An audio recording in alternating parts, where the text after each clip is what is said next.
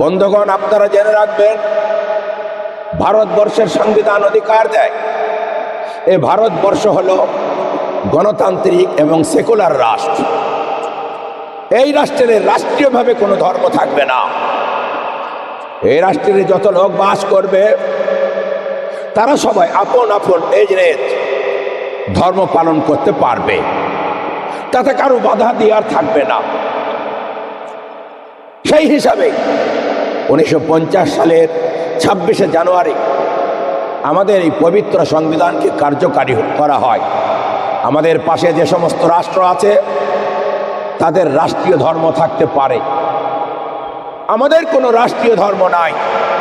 আমাদের রাষ্ট্র হলো সেকুলার, আমাদের রাষ্ট্র হলো সবাই আপন আপন ধর্ম পালন করতে পারবে। আজ 26শে জানুয়ারি আমরা প্রজাতন্ত্র দিবস পালন করে থাকি। আজকেই দিল্লিতে আমাদের দেশবাসীর জন্য সেই 1950 সাল থেকে শুরু হয়েছে। আমাদের দেশের রাষ্ট্রপতি দেশবাসীর জন্য ভাষণ দেন, বক্তৃতা করেন। আজ এমন একটি দিন, এই দিনে আমাদের দেশের ফৌজি এবং ফোর্সগণ ভারতবর্ষের বিভিন্ন প্রান্তে তারা তাদের শক্তি প্রদর্শনী করে। আমাদের দেশের আমাদের দেশ হেফাজত করার জন্য যত রকমের শক্তির আমাদের উৎস আছে সেগুলো পেশ করে।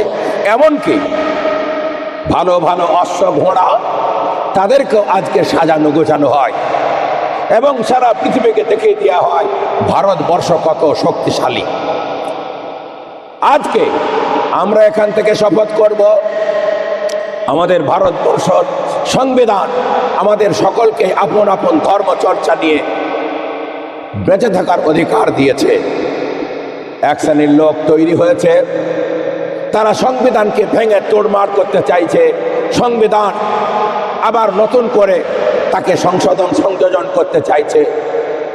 আমরা শপথ করব, আমাদের ধরে যতদিন জান থাকবে আমাদের সর্বশক্তি দিয়ে আমাদের এই পবিত্র সংবিধানকে রক্ষা করবই, জীবন দিয়ে হলেও রক্ষা করব।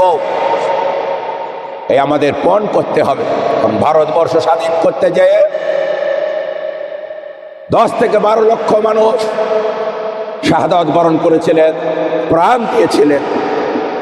তাতে সর্বশ্রেণীর মানুষ ছিলেন, আমাদের মুসলমানরাও ছিলেন।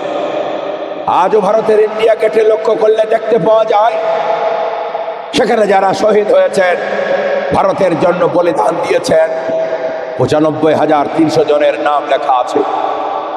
তার মধ্যে 61,995 জন মুসলমানের নাম আজও সেখানে লেখা আছে। এটা প্রমাণ করে আমরা কেউ একলা ভারতবর্ষ স্বাধীন করি না। জাতি ধর্ম দল মত নির্বিশেষে সকলে কাঁধে কাঁধ মিলিয়ে কুখ্যাত ইংরেজদেরকে আমরা তাড়িয়েছি। এই জন্য আমাদের দায়িত্ব হলো দেশের সার্বভৌমত্বকে হেফাজত করা, রক্ষা করা, সংবিধানকে রক্ষা করা। আমরা আজ পণ করব, আমরা সর্বশক্তি দিয়ে এই দেশকে স্বাধীন করেছি, আবারও সর্বশক্তি দিয়ে আমরা দেশকে আজীবন স্বাধীন করে যাব এবং সর্বশক্তি দিয়ে এই দেশকে আমরা হেফাজত করব। আমরা আল্লাহর কাছে দোয়া করব এই দেশ যাতে সুফলা সুজলা, এই দেশের যাতে সর্বাঙ্গীন মঙ্গল হয় সেই কামনা আমরা করে যাব। আমরা সরুলিয়া মাদ্রাসা দারুল উলুমের তরফ থেকে সারা দেশবাসীকে বার্তা দেব, আপনারা সকলেই দেশপ্রেমী হবেন, দেশকে ভালোবাসবেন। দেশের জন্য আমরা আগে প্রাণ দিয়েছি, আরও আমরা দরকার হলে রক্ত দেব। দেশকে হেফাজত করব, দেশের সংবিধানকে হেফাজত করব। এই বলে আমার সংক্ষিপ্ত বক্তব্য আমি শেষ করছি। জয় হিন্দ, ভারতবর্ষ জিন্দাবাদ।